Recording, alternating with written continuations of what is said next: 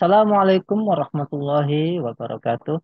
Alhamdulillahirrabbilalamin. Assalatu wassalamu ala asrafil anbiya wal mursalin wa ala alihi wa sahbihi ajma'in amma ba'du. Pemirsa Khilafanis yang dirahmati oleh Allah, jumpa lagi dengan konten yang positif dari Khilafah News, yakni kabar petang. Hari ini, Selasa 21 Maret 2023, kita akan bahas tema-tema yang terkini dengan narasumber yang kredibel. Tentu saja, dari sudut pandang Islam. Inilah kabar petang selengkapnya.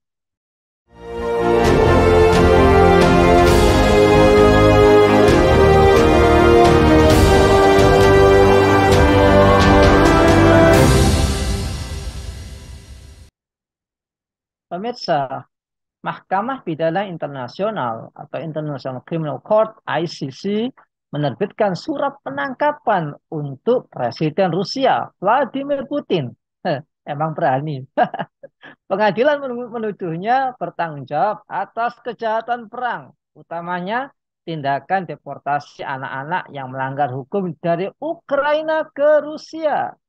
ICC juga berkata kejahatan ini dilakukan di Ukraina dari 24 Februari 22 ketika Rusia meluncurkan invasi dalam skala penuh ke negara tersebut.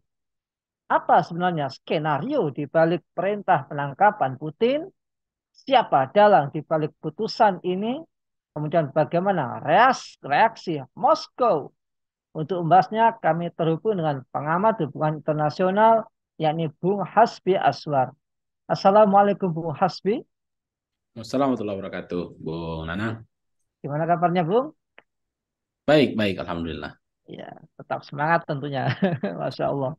Bung Hasbi, Mahkamah Pidana Internasional telah mengambil langkah besar dengan mengeluarkan surat perintah penangkapan untuk Presiden Rusia Vladimir Putin atas perang Ukraina. Nah, bagaimana itu bisa terjadi? Apa skenario di balik perintah penangkapan Putin?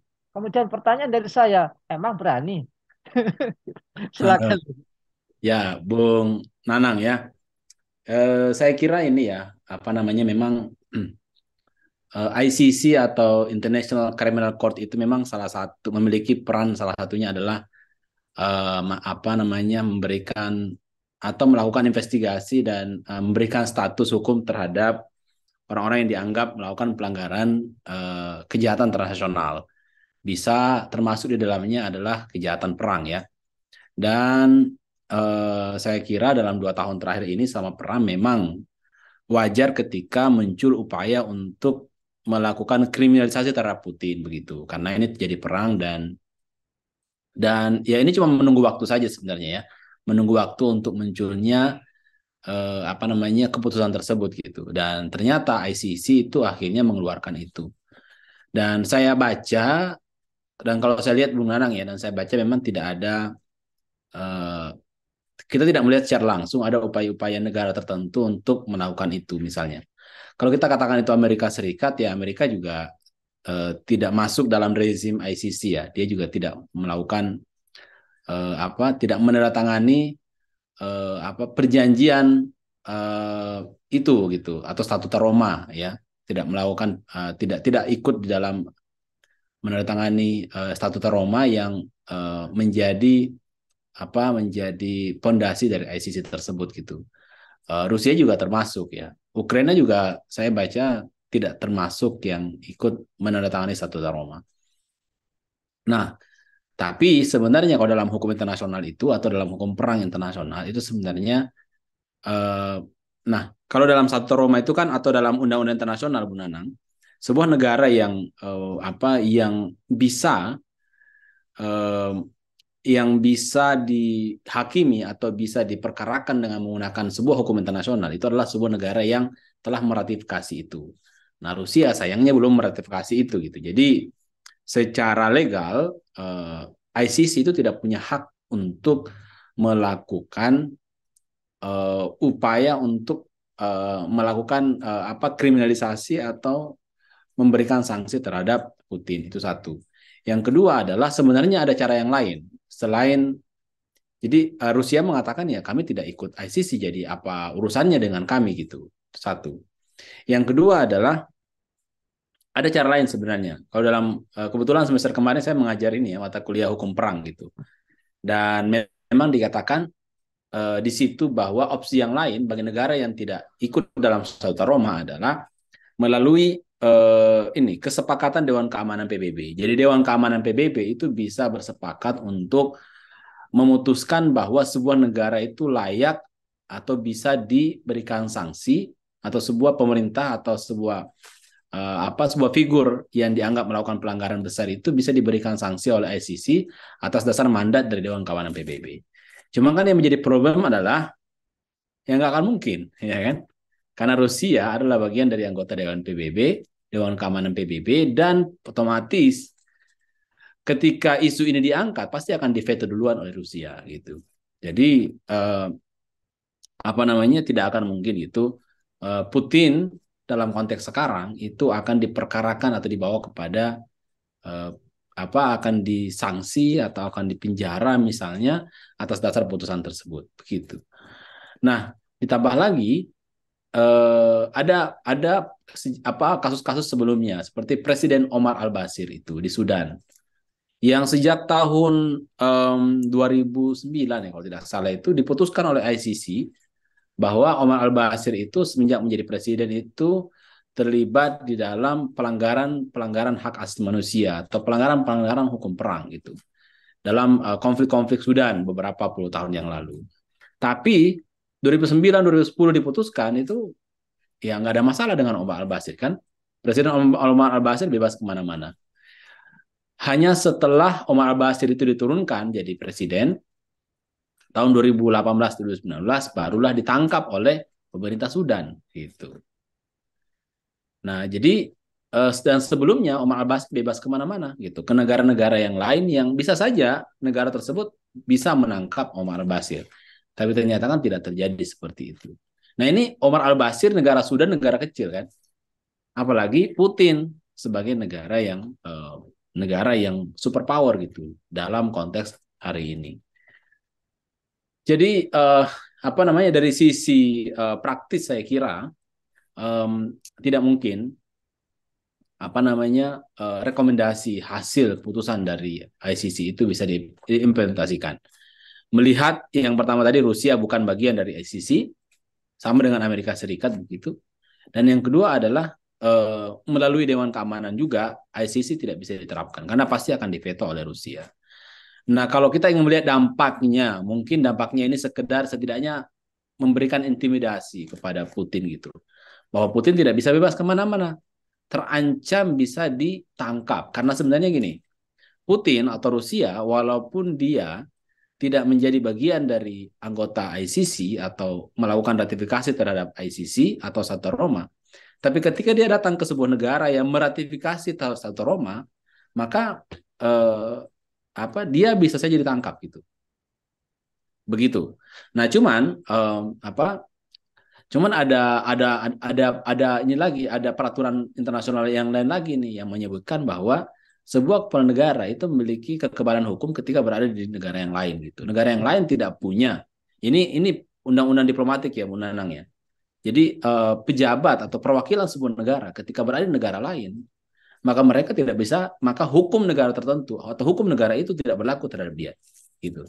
Ketika pun dia melakukan pelanggaran atau kriminal, maka istilahnya itu bisa di persona non gratakan gitu atau bisa dipulangkan oleh si negara setempat. Ini hukum yang berlaku pada para diplomat juga gitu. Diplomat, kedutaan besar atau apa dubes ataupun konsulat dan orang-orang yang bekerja di kedutaan ketika mereka melanggar peraturan, melanggar hukum maka ya bisa di persona non gratakan, bisa dipulangkan atau diusir oleh negara di mana dia bertugas gitu. Nah, ini yang menjadi semakin pelik masalahnya gitu, ya. Jadi pelik. Dan apalagi saya kira tidak akan seberani itu ya sebuah negara untuk misalnya Putin diterima datang ke negara atau sebuah negara anggota ICC kemudian tiba-tiba ditangkap. Saya kira tidak akan seberani itu, ya kan? Melihat kekuatan dan power yang dimiliki oleh Rusia saat ini. Demikian, Ya, Bung Nanang. ya. Jadi tadi udah disinggung mengenai kayaknya ini ICC nggak bisa nyeret Putin ke meja hijau. Ya. Kemudian kalau dibawa ke PBB juga, dia anggota Dewan Keamanan PBB, punya hak veto. Nah, yang ingin diketahui memang siapa sih Ustaz, Bung Hasbi ini dalang dibalik putusan ini yang mau main seret aja si Putin ini ke meja hijau. Ya. Toh sebenarnya dia juga nggak peduli amat gitu ya, nggak terlalu peduli. Dan ini ceritanya dia malah meninggalkan Moskow lalu muncul di wilayah Ukraina.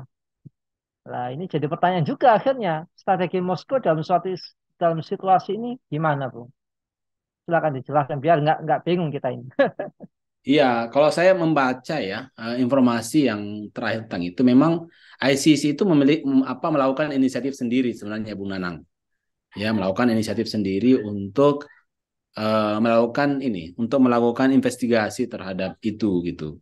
Dan kemudian memutuskan bahwa upaya Rusia untuk mendeportasi anak-anak yatim Ukraina di sebuah wilayah yang dikuasai oleh Rusia di Ukraina itu kan, anak-anaknya itu kan katanya anak yatim itu dideportasi ke Rusia untuk mereka rawat di sana, untuk mereka tinggal di sana gitu.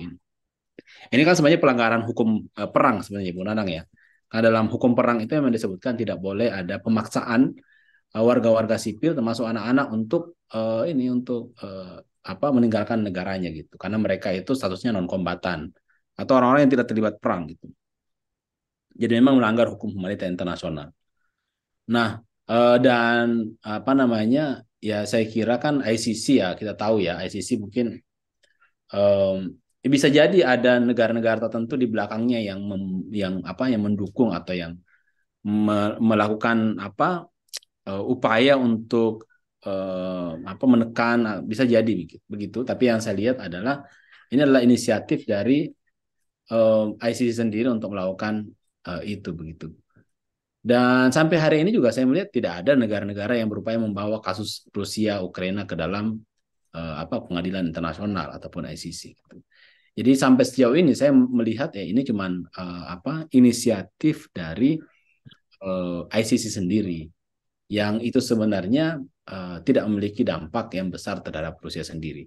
Tapi setidaknya ini menjadi ini dari segi image atau dari segi apa istilahnya ya? Ya image gitu ya, atau uh, dari segi legitimasinya Putin terhadap global, saya kira ini pasti akan berpengaruh gitu karena uh, Putin akhirnya seolah digambarkan sebagai sebuah kriminal jahat dan melakukan pelanggaran. Jadi saya kira pengaruhnya di situ saja dan saya kira itu tidak akan berdampak besar lah terhadap Rusia dan Putin gitu. Saya kira cuman itu ya saya kira Bu Nanang ya. Saya kira ini tidak akan ya ini cuma cerita beberapa hari dan kemudian akan hilang gitu begitu saja.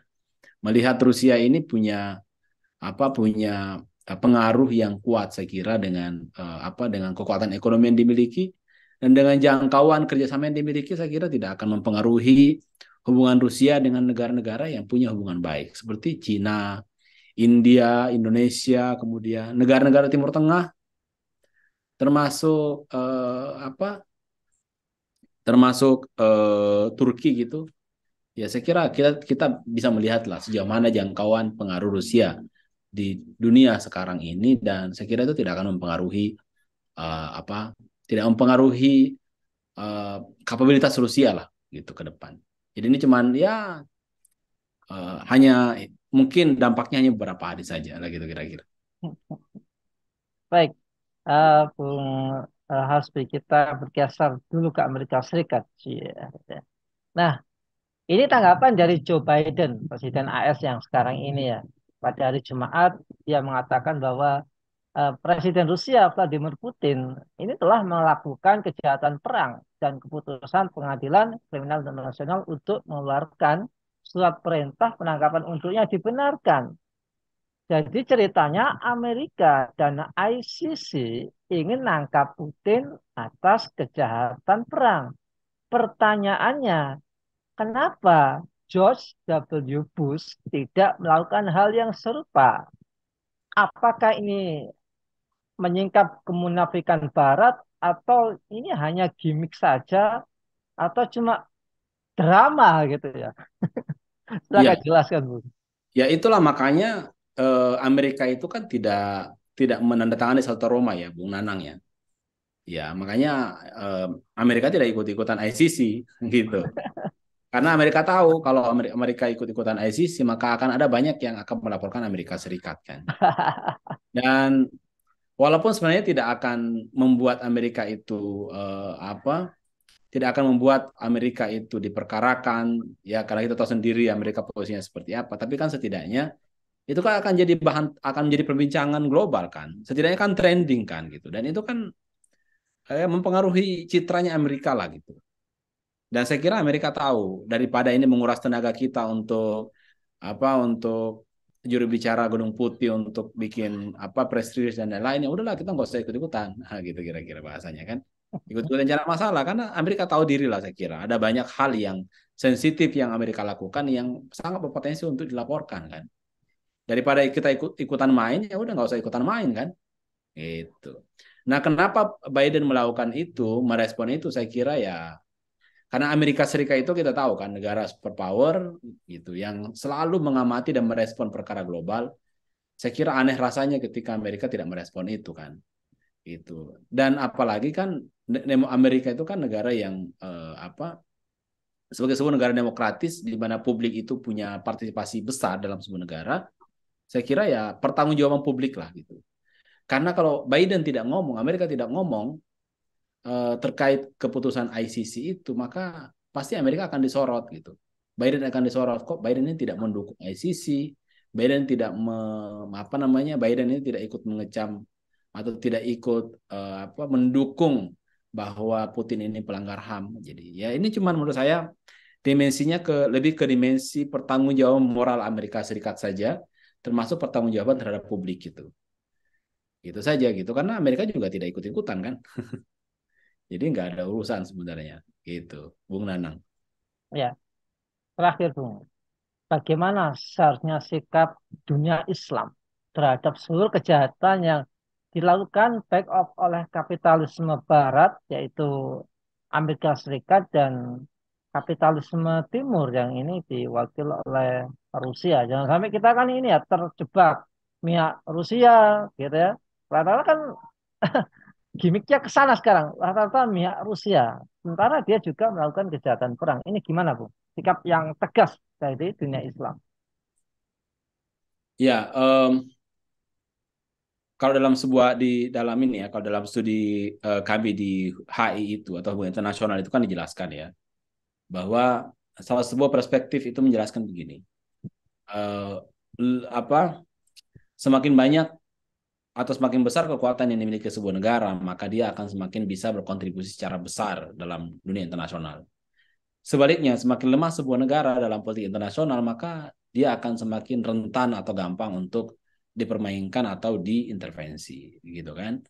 Nah, kalau untuk melihat bagaimana peran umat Islam, ya kalau kita mengatakan seharusnya, ya seharusnya kita berperang lebih besar dan lebih aktif untuk menciptakan perdamaian dunia, gitu. Tapi kan syarat-syarat untuk bisa terlibat aktif itu adalah ketika kita memiliki power yang besar. Power yang besar itu ya yang paling penting adalah militer sebenarnya. Militer ditopang oleh apa? Ditopang oleh kekuatan ekonomi, teknologi, industri, dan lain-lain sebagainya. Kalau kita tidak memiliki itu, maka ya kita tidak akan bisa melakukan berbagai kontribusi yang signifikan. Paling yang bisa kita lakukan cuma bisa menyesalkan, ya kan? Memposting di Twitter atau memberikan bantuan-bantuan kemanusiaan yang itu sebenarnya tidak menyelesaikan masalah gitu. Nah, kalau Indonesia ditanya soal ICC dan Rusia ya paling bahasa-bahasanya normatif ya kan. Negara-negara yang lemah itu kan cuma bicara normatif gitu. Tapi yang bisa melakukan aksi-aksi real yang efektif, melakukan mediasi, melakukan intervensi yang efektif itu negara-negara yang punya kekuatan militer yang kuat yang ditopang oleh sumber-sumber daya alam, sumber daya manusia, industri dan teknologi yang canggih. Nah, kalau dunia Islam tidak memiliki itu ya kita belum bisa berharap sama dunia Islam. Demikian saya kira Bu Nana. Iya, baik. Jadi kita harus punya super power sendiri umat Islam ya. harus punya betul. persatuan. Jadi kalau misalnya bulan Maret ini adalah peringatan bubarnya Pakta Warsawa. Nah, kita di bulan Maret ini juga punya peringatan ya, bubarnya khilafah dan ingin mengembalikan balik khilafah itu. Apalagi bulan Maret ini berbarengan dengan bulan suci Ramadan. Wah, harus lebih semangat lagi umat Islam ini. Baik, terima kasih Bung Hasbi Aswar atas Sama. pemaparannya. Semoga ini membuka cakrawala kita semua bisa menyikapi agar jangan terlalu baper ketika Putin begini, Putin begitu, terus kita rame-rame mengupload eh, konten-kontennya Putin. Jadi umat Islam punya sikap sendiri, baik Amerika maupun Rusia adalah musuh bersama umat Islam. Terima kasih atas pemaparannya. Semoga Bung Hasbi beserta keluarga senantiasa dilindungi Allah Subhanahu wa taala. Amin, amin. Semoga sukses dan semangat selalu Bung Hasbi. Baik, Siap. pemirsa khilafah news yang dirahmati oleh Allah, demikianlah cara kabar petang kita pada kesempatan sore hari ini. Tetap subscribe, like, komen positif, dan share sebanyak-banyaknya. Semoga menjadi kebaikan bagi kita di dunia maupun di akhirat nanti. Selamat menunggu detik-detik masuknya bulan suci Ramadan. Kita sambut dengan sukacita. Saya Nang Setiawan undur diri. Sampai jumpa di lain kesempatan dan wassalamualaikum warahmatullahi wabarakatuh.